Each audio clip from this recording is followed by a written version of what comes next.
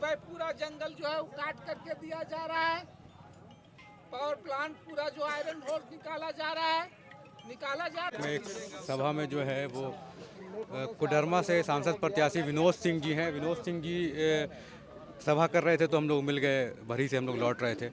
तो विनोद सिंह जी, क्या मुख्य मुद्दा को लेकर आप कोडरमा लोकसभा में लड़ रहे हैं? भाई मुद्दे तो पूरे देश के लिए यही है कि पिछले 10 सालों में भारतीय जनता पार्टी जिन चीज़ों को लेकर के आई थी, महंगाई का, विकास का, रोजगार का सवाल, आज उन पे वो जवाब देने की स्थिति नहीं है। पूरे देश की स्थिति यही है, बल्कि इस देश की तमाम चीज़ों को कैसे तहस नहस किया जाए, कैसे 75 सालों को विरासत बेचा जाए, वो सबसे बड़ा सवाल है। इस झारखंड के संदर्भ में जो दूसरा सवाल है वो बहुत साफ है कि झारखंड के लिए तो भाजपा हानिकारक रही है, राज्य अलग होने के बाद से भी। और जब से राज्य के लोगों ने सत्ता से हटाया है, केंद्र की सरकार तो झारखंड से बदला चुका रही है, इनके हिस्सों को लेकर के, अधिकार को लेकर के। और जहाँ तक कोडरमा की बात है, भारी आकांक्षाओं से लोगों ने भारी बहुमत से जिताया था, सबसे ज़्यादा बार जिताया। लेकिन जितनी भारी आकांक्षा से लोगों ने जिताया था, कोडरमा का गिरिडीह का इलाका 4 विधानसभा आकांक्षी जिला तो घोषा गया, लेकिन कोडरमा लोकसभा के आकांक्षाओं को गला घोटा गया है, उनकी उम्मीदों पे चोट पहुंचाई गई है। एक चीज़ और है, जैसे गांडे में भी चलेगा विधानसभा का चुनाव और कल्पना जी वहाँ से खड़ी हुई हैं, तो कितना फ़ायदा होगा आपको वहाँ से? नहीं, बिल्कुल लगातार आप तो सोच लीजिए, हमारी और आपकी बात तो सोच लीजिए कि आपने अगर झारखंड का देखा होगा कि तो जब अलग अलग भी हम लोग लड़ते रहे थे, यहाँ कोई गठबंधन उस तरीके से व्यापक, जो 2009 में भी गिरिडीह के इलाके से हम लोग जो है बढ़त हासिल किए थे, 2014 में भी बढ़त हासिल किए गए थे।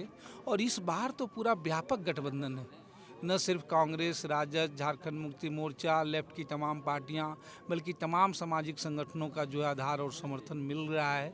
इसलिए इस बार की जो है, और कोडरमा ने जब भी देखा, जब भी इस तरह के व्यापक एकता बनी है, और इतनी बड़ी एकता लाल हरा झंडों में लेकर के, और जिस इचाक में, इचाक के लोगों की आप मूड देखिए, जिस तरीके सवाल उठते हैं, इचाक जो है समझिए कि कोडरमा लोकसभा का मूड तय करता है। भले ही गिरिडीह के इलाकों से अलग बात होती है, और आज इस इचाक में भी इतना भारी समर्थन और भारी विरोध जो जीते हुए उम्मीदवार हैं उनको सामना करना जैसे पड़ा। आप विधायक रहे हैं, तो विधायक का क्षेत्र थोड़ा छोटा होता है, मुद्दे भी अलग रहते हैं, तो पब्लिक कैसे आइडेंटिफाई करती है दोनों पब्लिक इस मुद्दे? रूप में देखती, इसलिए हमने कहा कि आप प्रतिनिधियों को चुनाव में, हमारा कहना है, नेताओं की आप क्या करेंगे वो दूर की बात है, उनका बीता हुआ कल देखिए हर दौर में। और खास करके जब प्रतिनिधि पुराने और तो देखें, तो उनके भी सांसद में मैं भी एक बगोदर से विधायक के रूप में रहा हूँ, और लोगों ने देखा है एक बगोदर में छोटी जगह से भी प्रतिनिधित्व करते हुए भी राज्य के हर वो मुद्दे सवाल हों, चाहे प्रवासी श्रमिकों का मामला हो, नागरिक अधिकारों का मामला हो, दमन उत्पीड़न का मामला हो, छात्र नौजवानों के जो आकांक्षाओं की बात रही हो, सरकार कोई भी हो, कोई चीज़ें हो, न्याय का सवाल लड़ते रहे हैं। और ये लोगों की उम्मीद है, वो सड़क में भी और सदन में भी आवाज़ उठ रहे हैं। लेकिन आज कोडरमा में इसी चीज़ की कमी खल रही है। लोकसभा चुनाव में मुद्दे लगातार ये देखते आ रहे थे कि बेरोजगारी, महंगाई और ये सारे मुद्दे जो हैं वो अब गायब हैं, क्योंकि जितनी भी चुनावी रैलियां चल रही हैं भाजपा की तरफ से या फिर कांग्रेस के गठबंधन की तरफ से, ये मुद्दे गायब हैं। लेकिन पिछले अगर 15 साल में हम जाएंगे तो ये मुद्दे एकदम मुख्य हुआ करते थे। क्या मुद्दे हैं, अभी भी ये बड़े मुद्दे हैं, लोग पूछ रहे हैं। और इसीलिए मैं कह रहा हूँ कि जब गांव में लोग जा रहे हैं, तो इसीलिए क्योंकि पूछ रहे हैं कि भाई ये कौन सा सिस्टम है कि भाई एक राशन कार्ड के लिए लोगों को एक मरेंगे तब एक नया जुड़ेगा। लोग सड़कों के बारे में पूछ रहे हैं, लोग मजदूर जो जा रहे हैं बाहर प्रवासी काम करने के तलाश में, वो लोग तो पूछ रहे हैं कि भाई ये कौन सा स्वास्थ्य कार्ड जारी किया है, अगर हम बीमार पड़ेंगे बम्बई में, बीमार पड़ेंगे चेन्नई में, तो इलाज करने क्या रांची आएंगे, ये जो कार्ड है वहाँ क्यों एक्सपायरी हो जाता है। ये सवाल, ये मुद्दे, ये सारी चीज़ें लोग पूछ रहे हैं, और लोगों के लिए यही मुद्दा है। जैसे हम लोग गिरिडीह में देख रहे हैं कि जयराम महतो एक फैक्टर बन रहे हैं, त्रिकोणीय फाइट होने की संभावना है।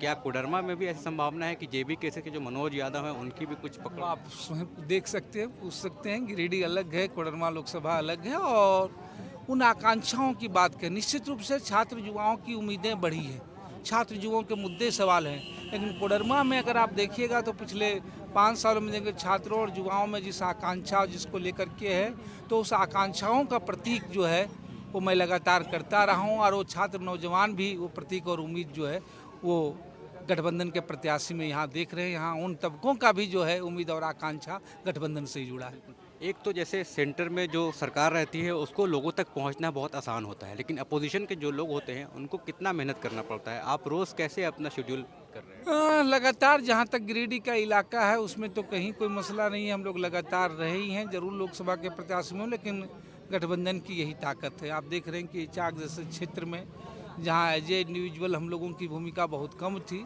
आज जो तमाम हमारे गठबंधन के हैं, कांग्रेस के हैं, राजद के हैं, झारखंड मुक्ति मोर्चा के हैं, इन तमाम साथियों की यही हम लोगों की सबसे बड़ी ताकत है। अलग अलग विधानसभाओं में, अलग अलग समूहों में, अलग अलग समूहों की ताकत है। एक समीक्षा अगर करें तो क्या लगता है, 50-50 फाइट बोले या 60-40 ऐसा क्या? हाँ, समीक्षा लोगों से पूछ लीजिए। लोगों में जितनी ही भारी उम्मीद थी लोगों ने, उस उम्मीदों से जो है लोगों को उतना ही ज़्यादा आकांक्षा हुआ, और इसलिए आप स्वयं इसको करके देख लीजिए कि हर जगह एक विरोध की आवाज़ गूंज रही है, हर जगह एक प्रतिरोध की आवाज़ गूंज रही है। इस रात के अंधेरे में मुझे कई चुनाव में, मैं लोकसभा चुनाव तो पहली बार लड़ रहा हूँ, लेकिन पिछले 4-5 लोकसभा चुनावों से इचाक आने का मौका मिल रहा है, और पहली बार आज मैं सुबह से, इससे पहले भी आया हूँ, निकले, और फुर्सत तक नहीं मिल रही है। लोग अभी भी फ़ोन पे आ रहे हैं कि यहाँ क्यों नहीं आ रहे हैं, यहाँ चीज़ें नहीं रही हैं।